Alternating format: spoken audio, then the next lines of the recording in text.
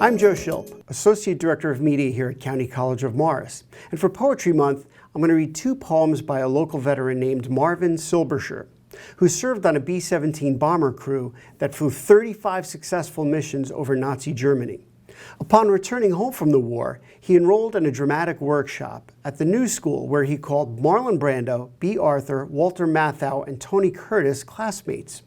He then ended up being the assistant director on The Ed Sullivan Show, where he helped introduce America to a band called the Beatles.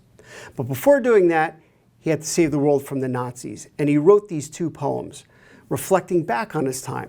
The first poem is called The Crew We Never Knew, and it talks about his experiences when he first arrived at the base and started asking questions about different German fighter planes, which are mentioned here. So as I read the poem, this is his first reflection. The crew we never knew. At 6 o'clock, when they came in the door, chalk white as ghosts, we gathered around them at the coal stove, asking a million questions. The 109s, the FW-190s, the ME-262s. They'd come from Berlin. It was 2 in a row. It was our first day in the hut, never been in combat. They answered everything we asked. Who prepared them for us? When we came back from the mess hall, they were sitting up playing cards well past 11 when I remember falling asleep. At 4 a.m. the lights suddenly went on. The CQ with a clipboard called out their names. They dressed silently, one by one. They went out the door.